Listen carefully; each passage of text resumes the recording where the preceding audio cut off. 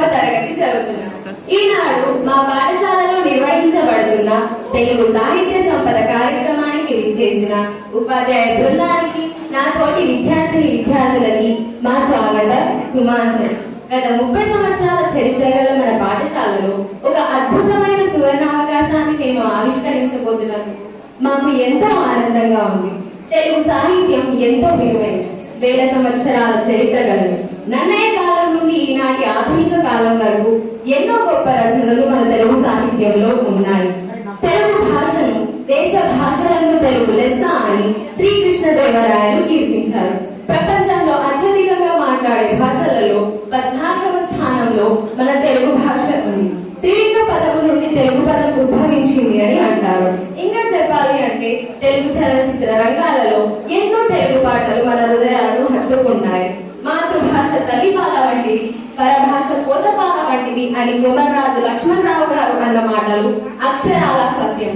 1966లో తెలుగు అధికార భాషగా చట్టం అయ్యింది. ప్రస్తుత కాలంలో ఎందరో మంది ప్రసార మాధ్యమాల ద్వారా జ్ఞానాన్ని పొందుతున్నారు. కానీ ఆ కాలంలో ఎందరో మంది కవులు, కళాకారులు వారి సాహిత్య జ్ఞానంతో ఎన్నో రచనలు, కవితలు రచించి మనకు అందించారు. అందులో కొంతమంది ఆణిముత్యాల గురించి తెలుసుకుందాం. నన్నయ్యను నన్నయ్య భట్టు మరియు నన్నయ్య భట్టారకులను కూడా అంటారు. నన్నయ్య రాజరాజ నరేంద్రుడి దగ్గర ఆస్థాన కవిగా పనిచేశాడు. ఈయన ఆంధ్రశబ్ద చింతామణి మరియు మహాభారతంలోని ఆది సభా పర్వాలు పూర్తిగాను, అరణ్య పర్వంలో 4వ ఆశ్వాసంలో శారదరాజులు అనే పద్యం వరకు తెలుగులోకి అనువదించాడు.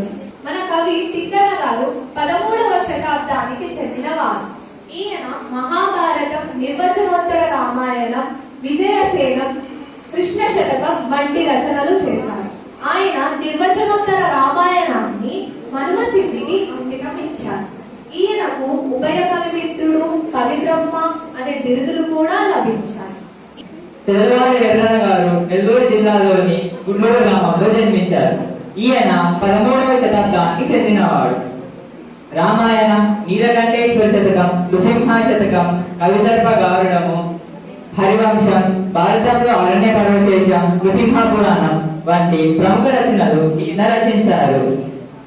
ఈయన హృదయ వేమారెడ్డి గారి ఆస్థాన కవి. బమ్మెరపోతన గారు 15వ శతాబ్దానికి చెందినవారు. లక్కమాంబ కేసర దంపతుల సుపుత్రుడు. ఈయన ఆంధ్ర మహాభాగవతం, నారాయణ శతకం, భోగిని దండకం వంటి ఎన్నో గొప్ప రచనలు చేశారు. సహజ పండితుడు అనే బిరుదు కలవాడు. ఈయన తన భాగవతాన్ని శ్రీరాముడికి అంకితం ఇచ్చాడు. వేమన గారికి ప్రజాకవి, లోకకవి, యోగి వేమన అనే పేర్లు కలవు. ఈయన అసలు పేరు పైడిపాల పుల్లారెడ్డి. ఈయన రాయలసీమలోని కడప జిల్లాకు చెందిన మూలచింతలపల్లి అనే గ్రామంలో జన్మించాడు. శ్రీనాథుడు 14వ శతాబ్దానికి చెందినవాడు. శ్రీనాథుని జన్మస్థలం కాల్పటం.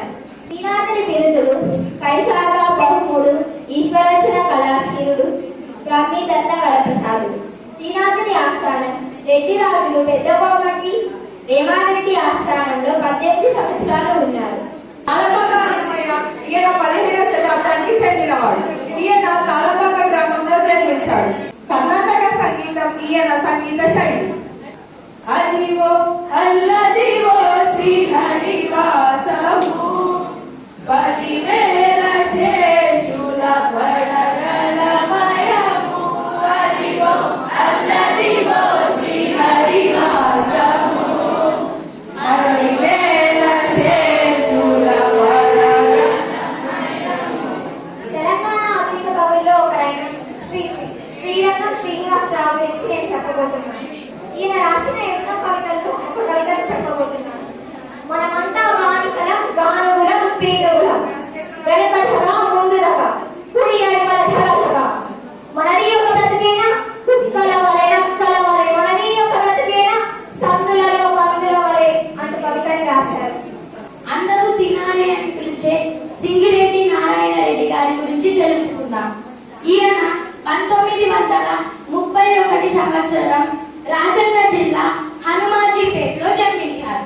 తెలుగు చలనచిత్ర రంగంలో ఇతని పాటలు ఎంతో ప్రసిద్ధి. సినారే పనిచేశారు. శేషం లక్ష్మీనారాయణాచార్య సొంత ఊరు కరీంనగర్ జిల్లాలోని రమణూరు. ఈయన అనేక పద్య, గేయ, వచన కవితలను రచించారు. అవి వివిధ పత్రికల్లో ప్రచురింపబడ్డాయి. టీవీ, రేడియోల్లో ప్రసారమయ్యాయి. అనేక మంది శ్రోతలను ఆకట్టుకున్నాయి. ఈయన రాసిన విమర్శన వ్యాసాలు దక్షిణ భారత హిందీ ప్రచార సభ వారి శ్రవంతి పత్రికల్లో ప్రచురింపబడ్డాయి. లలిత మనోహరమైన దైవభక్తి, దేశభక్తి గేయాలను రాయడంలో ఈయనది అందవేసిన చెయ్యి.